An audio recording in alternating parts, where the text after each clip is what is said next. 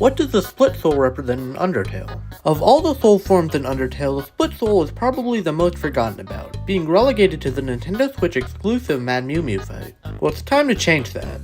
The forgotten part, not the Nintendo Switch exclusive part. I don't have any say over that. Hello, I'm Sam, and today I'll give the split soul the attention it deserves by going over what its soul trait could be. Firstly, there's adaptability. The existence of two colors on the soul could indicate being able to freely adjust yourself to suit your situation. Plus, the soul's colors are based on the Nintendo Switch, which can adapt to being either a home console or a handheld. Next we have gamer? Okay, this idea is clearly meant to be a joke, but something akin to competitive spirit might work for a soul trait. Although a bit boring, it could just be a mix of the Red-Cyan soul trait.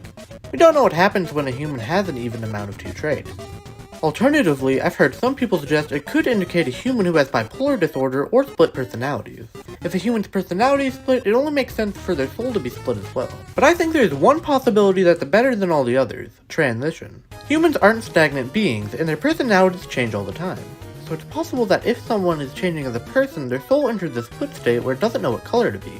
This possibility would effectively work in the Switch's gimmick of transitioning from a home console to a handheld. Plus, it would add Mad Mew Mew herself into the picture.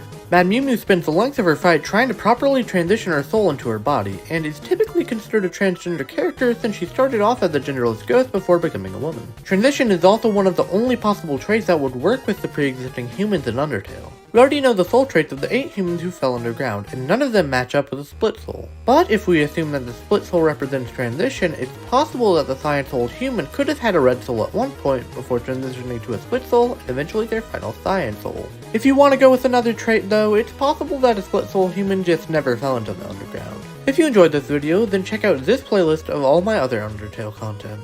Either way though, stay hydrated and I'll see you next time. Bye!